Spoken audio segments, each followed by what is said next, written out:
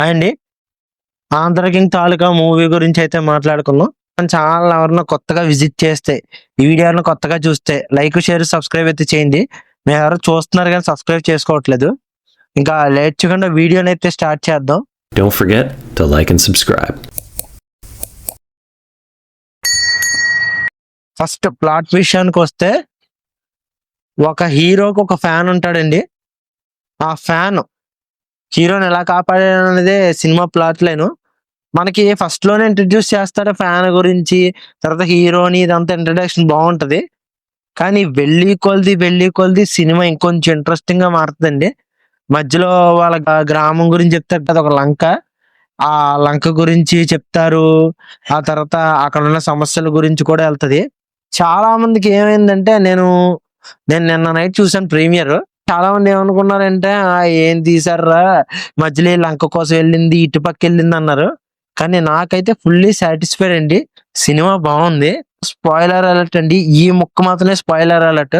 మీరు స్క్రిప్ట్ చేసేచ్చు ఒకవేళ సినిమా చూడకపోతే. చూసుంటే మాత్రం చూసేయండి. అది ఏంటంటే, ప్రతిజ్ఞ అని ఎవరైతే ఉపేంద్ర గారు ఉన్నారో, ఆయన సినిమాది ప్రతిజ్ఞ అని ఒకటి ఉంటుంది. అందులో ఆయన పడు పడు పడు పడు లేచి నిలబడు అని ఒక స్లోగన్ ఉంటది. ఆ స్లోగన్ దగ్గర నుంచి హీరో చాలా పుంజుకుంటాడు. అతని నోట్లోంచి మాట రాకపోతే ఆ మాట వచ్చేలా మాట వస్తది. ఆ మాటని స్పష్టంగా పలుకుతాడు. దాని నుంచి తను ఆ బయటకు వచ్చి చదువుకోవటం ఇవన్నీ చేస్తాడు. వాళ్ళ గ్రామంలో ఎవ్వరు చదువుకోరు. ఇతను ఒక్కడే చదువుకుంటాడు. ఇతనితో పాటు ఇలా ఫ్రెండ్ చదువుకుంటాడు. ఆ చదువుకుని తన గ్రామాన్ని ఎలాగా తీర్చిదిద్దాడు, అలాగే ఒక హీరోని ఎలా కాపాడగలిగాడు అనేది సినిమాలో చూపిస్తా ఉంటారండి. నేను మీకు లైట్ గానే చెప్తాను, ఇది సినిమాలో ఉంటది.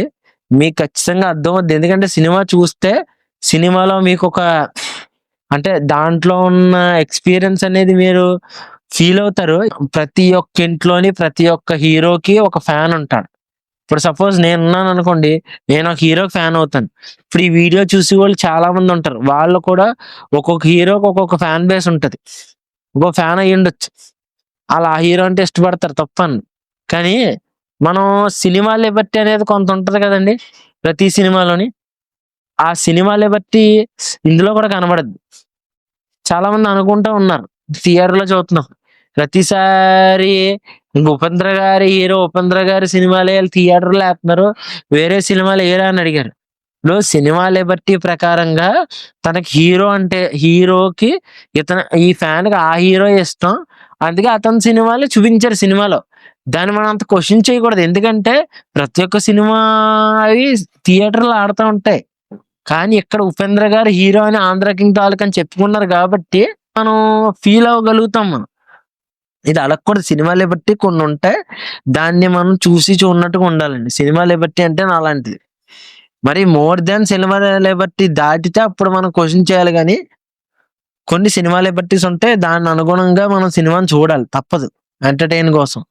కానీ ఇటువరకు ఆ లంక గురించి మాట్లాడితే, ఆ లంకలో ఉన్న కొన్ని సిచ్యువేషన్స్, అలా కరెంట్ లేకపోవడం, అది కూడా హీరో తెప్పిస్తాడు.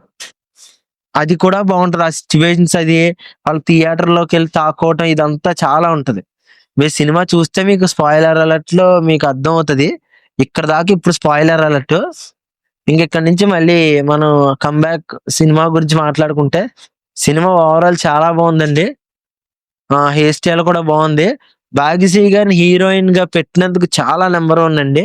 నిజంగా ఆవిడ డే బై డే ప్రతి సినిమాకి ఆవిడ ఇంక్రీజ్ చేసుకుంటున్నారు. ఆవిడ యాక్టింగ్ పొటెన్షియాలిటీ అంతా ఇంక్రీజ్ అవుతుంది. ఈ సినిమా చాలా బాగుంది. డబ్బింగ్ అది చాలా బాగుంది. నిజంగా మన రామ్ గారు అయితే చాలా బాగా యాక్ట్ చేశారు. ఉపేంద్ర గారు సినిమాలో ఆయనంతా, అంటే ఆయన సినిమాలో యాక్టింగ్ అంతా చూపించలేదు ఇందులో. కానీ ఆయన స్క్రీన్ మీద, అంటే మీరు ఆయన యాక్టింగ్ విధానం సరిగ్గా చూసుంటారు సినిమాలు అన్నట్లో. కానీ ఇందులో ఆయన్ని కొంచెం ఎక్కువగా, అంటే ఆయన ఉన్నారు కానీ ఆయన స్క్రీన్ ప్రెజెన్స్ రామ్ కన్నా కొంచెం తక్కువ అనిపించింది. కానీ చాలా బాగుందండి. నిజంగా ఉపేంద్ర గారి యాక్టింగ్ కూడా బాగుంది. ఆయన నిలబడిన విధానం కూడా అదొక ఉంటది కదండి. మనకంటూ ఒక స్టార్డమ్ ఉంటది, ఆ స్టైల్ ఉంటది. కానీ ఒకటి గుర్తుపెట్టుకోండి, ఇప్పుడు రామ్ గురించి మాట్లాడుకుంటున్నాం. ఎందుకు నేను రామ్ అన్నానంటే, ఇప్పుడు రాము గత 3-4 ఇయర్స్ నుంచి అతను ఇస్మార్ట్ శంకర్ దాకా నేను శైలజ ఇస్మార్ట్ శంకర్ ఇట్టు కొట్టిన తర్వాత ఇక అతని సినిమాలన్నీ డౌన్ ఫాల్ వెళ్తానే ఉన్నాయి. డబుల్ ఇస్మార్ట్ రాడ్ ఇంకా చాలా ఇంకా 2 సినిమాలు ఏమున్నాయి. ఆ రాడ్ సినిమాల తర్వాత ఒక మంచి కంబ్యాక్ అయితే ఇవ్వటం జరిగింది రామ్ గారు.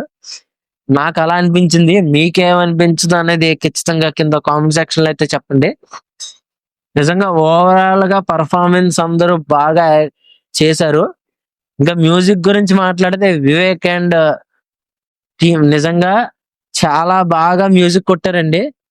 నేను డిఎస్పి వర్స్టైల్ మ్యూజిక్ డైరెక్టర్. ఎందుకంటే ప్రతి సినిమాలోని అంటే సినిమాలో కూడా మళ్ళీ వర్స్టైల్ కొడతాడు. ఇప్పుడు ఒక ఫైట్ సీన్ కొట్టింది మ్యూజిక్ కి మళ్ళీ వేరే ఫైట్ సీన్ పెట్టాడు. వేరే ఫైట్ సీన్ కి వేరే మ్యూజిక్. ఇటు సాడ్ మ్యూజిక్ కొట్టే దానికి ఒక మ్యూజిక్. ఇక్కడ ఒక డీప్ సాడ్ ఎమోషన్ మ్యూజిక్ ఇంక ఏడుస్తుంటే దానికి ఒక మ్యూజిక్. ఆనందంగా ఉన్నాడు ఇంకో మ్యూజిక్. సినిమాలో రకరకాల మ్యూజిక్లు ఉంటాయి. అలాంటిది ఇందులో వివేక్ గారు కొట్టడం అనేది నిజంగా వర్స్టైల్ గా చాలా బాగుందండి. మ్యూజిక్ పరంగా ఎక్సలెంట్. నిజంగా నువ్వుంటే చాలే సాంగ్ చాలా బాగుంటది.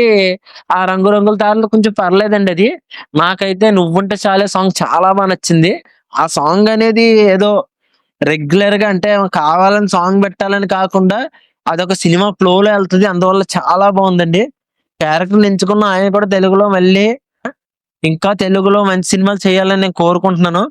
ఇంకా మహేష్ బాబు గారి గురించి మాట్లాడుకుంటే డైరెక్టర్ మీరు హీరో అనుకోకండి. ఆయన ప్రీవియస్ గా నవీన్ పోల్ శెట్టి అలా అనుష్క తోటి Miss Shetty and Mrs Polishetty తీశారు. నిజంగా నాకైతే ఆ సినిమా బాగుంటదండి. నిజంగా చాలా మందికి ఎక్కకపోవచ్చు కానీ నాకైతే చాలా బాగా నచ్చింది. ఈ సినిమాతో కూడా ఆయన కంబ్యాక్ ఇచ్చారు. ఇలాగే ఇంకా మంచి మంచి సినిమాలు తీసి కంబ్యాక్ ఇవ్వాలనుకుంటున్నాను. ఓవరాల్ గా ఒక ఫ్యాన్ మూమెంట్ సినిమా బయోపిక్ సినిమా అన్నారు వాళ్ళు. నిజంగా ఫ్యాన్ బయోపిక్ సినిమా లాగే ఉందండి. నాకైతే చాలా బాగా నచ్చింది. మీకు ఎందుకు నేను డెప్త్ గా మాట్లాడట్లేదంటే సినిమాలో చాలా పాయింట్స్ ఉన్నాయి మాట్లాడడానికి. అవి చెప్పేస్తే ఇంకా మీరు సినిమా చూడవసరం లేదు. ఇంకా అందువల్ల నేను చెప్పట్లేదు. ఇక్కడ దాకా అయితే నేను వీడియోని అయితే ఎండ్ చేస్తున్నాను. మళ్ళీ మరొక కొత్త వీడియోతో మీ ముందుకైతే వస్తానండి. ఉంటానండి. బాయ్. జై హింద్.